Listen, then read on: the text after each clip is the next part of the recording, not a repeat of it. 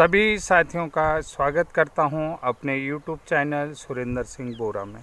साथियों, इस समय उत्तराखंड प्राथमिक शिक्षक भर्ती से संबंधित एक महत्वपूर्ण जानकारी ला रहा हूं और ये जानकारी बिल्कुल सही और सटीक है और सीटेट उत्तीर्ण वर्षवार मेरिट लिस्ट में चयन बीएड प्रशिक्षित उम्मीदवारों के लिए बहुत महत्वपूर्ण खबर है और उत्तराखंड प्राथमिक शिक्षक भर्ती से जुड़ी हुई खबर है।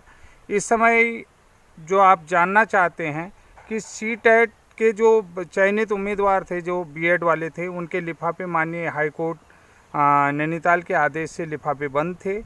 तो उन लोगों ने जो है कि सीटेट से रिलेटेड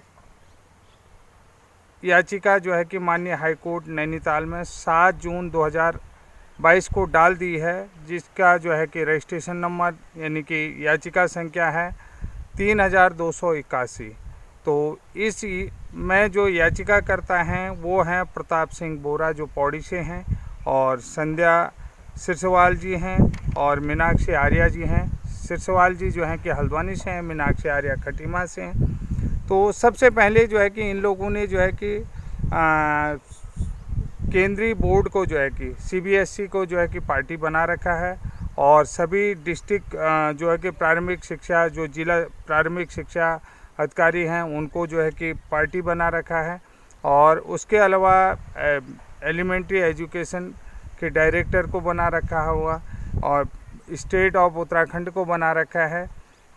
तो कुल मिलाकर के एनसीटी को पार्टी बना रखा है, तो स्टेट ऑफ उत्तराखंड को बना रखा है और एससीईआरटी को बना रखा है। तो सभी जो पार्टियां लीगल तरीके से जो चीज़ें होती हैं, जो एजुकेशन से रिलेटेड संस्थान हैं, जो इंस्टीट्यूशन है, हायर इंस्टीट्यूशन है, उन सभी को इन्होंने पार्टी बना दिया है। उसके अलावा जो है कि केंद्रीय माध्यमिक शिक्षा बोर्ड यानी सीबीएसई को भी इन्होंने पार्टी बना रखा है। इनका कहना है कि जब सरकार ने 2012 से 2016 तक बीएड वालों को जो है कि एलिजिबल कर रखा है प्राथमिक शिक्षक भर्ती के लिए, तो उनका जो है कि टेट वैलिड क्यों नहीं होगा, सीटेट क्यों वैलिड नहीं होगा, किस कारण से आप उनको इनवैलिड कर रहे हैं? क्योंकि ऑलरेडी वो लोग बीएड वाले हैं और 31 मार्च 2016 तक इन्होंने जो है कि टीईटी कंप्लीट कर लिया। तो उससे पूर्व जो भी है हमने कर लिया, तो हमारा टेट मान्य होना चाहिए। इनका जो पॉइंट है वो भी काफ़ी वजनदार लग रहा है, मजबूत लग रहा है। तो इन लोगों ने याचिका डाल दी है। तो जितने भी सीटेट उत्तीर्ण अभ्यर्थी हैं 2016 से पहले, उन लोगों के लिए बहुत बढ़िया खुशखबरी आएगी इसमें, क्योंकि निश्चित रूप से सीटेट वालों की विजयी होगी और उन लोगों के लिफाफे निश्चित रूप से खुलेंगे, क्योंकि वर्षवार मेरिट के अनुसार से जिन लोगों का चयन हो चुका था, माननीय हाईकोर्ट नैनीताल के आदेश से जो है कि उनके लिफाफे बंद कर दिए थे। अब देखिए उत्तराखंड सरकार और उत्तराखंड शिक्षा विभाग क्या चाहता है और जिला प्रारंभिक शिक्षा अधिकारी क्या चाहते हैं। इन सभी को पार्टी जो है कि बना दिया गया और इस केस को जो है कि विनय कुमार के केस के साथ ही बंच भी कर दिया गया है। ये महत्वपूर्ण जानकारी आपको दे रहा हूँ और अतिशीघ्र इस पर सुनवाई होगी, ये भी खबर मिलने को आ रही है। तो जल्दी ही जो है कि इनके लिफाफे खुल जाएंगे, क्योंकि जो लोग अपने हक से वंचित रह रहे थे, उन लोगों के हक में आएगी और जिन लोगों का चयन हो चुका है वो चाहते हैं कि जल्दी से उनके लिफाफे खुलें, उनके नियुक्ति पत्र रिलीज किए जाएं और उनको जो नियुक्त विद्यालय है उस विद्यालय में जो है कि नियुक्ति लेने का मौका मिला जाए।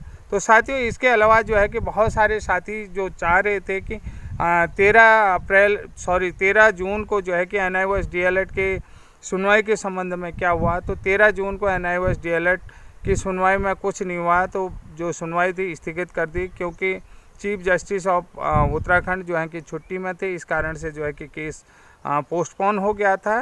कि इसके अलावा अभी मैंने जो ई कोर्ट स्टेटस चेक करा, तो उन्हें नेक्स्ट डेट नहीं मिली हुई। नेक्स्ट डेट कब मिलती है इसके बारे में कुछ कहा नहीं जा सकता है। और एक चीज़ मैंने आपको बताया था कि एनआईओएस के अलावा जो है कि इग्नू डीएलएड के संबंध में भी बात करी थी, क्योंकि 2012 और 2009-10 में इग्नू की तरफ से डीएलएड होता था। तो उस समय जो है कि बहुत सारे लोगों ने इग्नू संस्थान से डीएलएड कर लिया था। दिल्ली से जो है कि उस समय सेंटर होता था, उत्तराखंड में सेंटर था भी नहीं। तो उन लोगों ने 2012 के बीच में जिन्होंने भी जो है कि इग्नू डीएलएड कर लिया था, वो लोग उनको जो है कि जो प्राइवेट विद्यालय में पढ़ा रहे थे उन्हें पढ़ाने का जो है कि एक्सपीरियंस होल्डर होना चाहिए, एक्सपीरियंस सर्टिफिकेट चाहिए था। तो वो एक्सपीरियंस सर्टिफिकेट के आधार पर वो फॉर्म भर, जैसा कि इग्नू बीएड में होता है उसी तरीके से, क्योंकि संबंधित विद्यालय की मोहर उस फार्म में लगती थी और उस फार्म में मोहर लगने के बाद जो है कि प्रवेश परीक्षा होती थी, उनका जो फॉर्म एक्सेप्ट किया जाता था। बिना स्कूल की मोहर के फॉर्म एक्सेप्ट नहीं होता था, बिना अनुभव प्रमाण पत्र के एक्सेप्ट नहीं होता था। अनुभव जरूरी चाहिए था कि वो विद्यालय में लगातार पढ़ा रहे, ये कॉलम होता था इग्नू के फार्म में।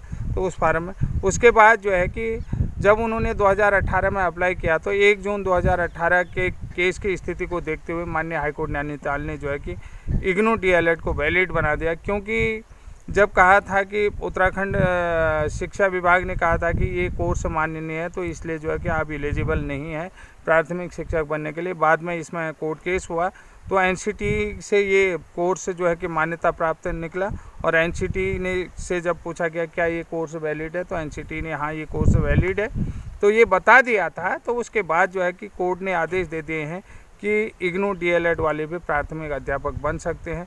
इस तरीके की खबर आई। बहुत सारे लोग कह रहे थे कि इग्नू के बारे में हमने सुना नहीं था।